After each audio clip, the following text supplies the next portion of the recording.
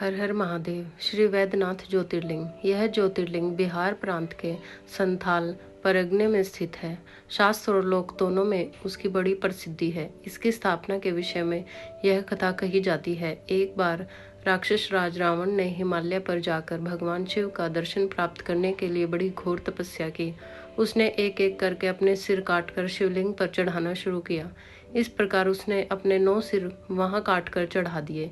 जब वह अपना 10वां और अंतिम सिर काटकर चढ़ाने के लिए उदित हुआ, तब भगवान शिव अति प्रसन्न और संतुष्ट होकर उसके समक्ष प्रकट हो गए। शीश काटने और उदित रावण का हाथ पकड़कर उन्होंने उसे ऐसा करने से रोक दिया। उसके 9 सिर भी पहले की तरह जोड़ दिए और अत्यंत प्रसन्न होकर उससे वर मांगने को कहा। रावण ने वर के रूप में भगवान शिव से उस शिवलिंग को अपनी राजधानी लंका में ले जाने की अनुमति मांगी। भगवान शिव ने उसे यह वरदान तो दे दिया, लेकिन एक शर्त भी उसके सामने लगा दी। उन्होंने कहा, तुम शिवलिंग ले जा सकते हो, किंतु यदि रास्ते में इसे कहीं रख दोगे तो यह वही अचल हो जाएगा, तुम फिर उसे उठा न सकोगे। रावण इस बात को स्वीकार कर उस शिवलिंग को उठाकर लंका के लिए चल पड़ा। चलते चलते एक जगह मार्ग में उसे लघु शंका करने की आवश्यकता महसूस हुई।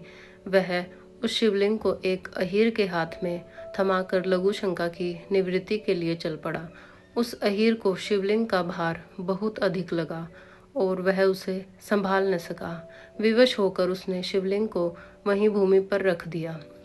रावण जब लौट कर आया, तब बहुत प्रयत्न करने के बाद भी उस शिवलिंग को किसी प्रकार भी उठा न सका। अंत में थक कर उस पवित्र शिवलिंग पर अपने अंगूठे का निशान बनाकर उसे वहीं छोड़कर लंका को लौट गया। तत्पश्चात ब्रह्मा विष्णु आदि देवताओं ने वहां आकर उस शिवलिंग का पूजन किया। इस प्रकार वहां उसकी प्रतिष्ठा कर वे अपने अपने धाम को लौट गए। यही ज्योतिर्लिंग श्री वैद्यनाथ के नाम से जाना जाता है।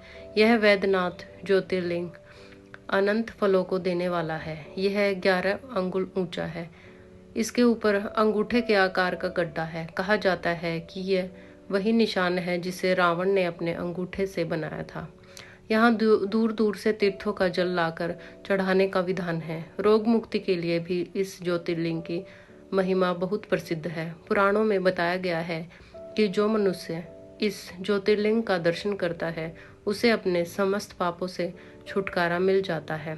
उस पर भगवान शिव की कृपा सदैव बनी रहती है।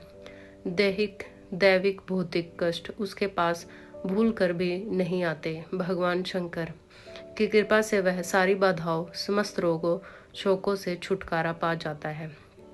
उसे परम शांतिदायक शिव धाम की प्राप्ति होती है। हर हर महादेव।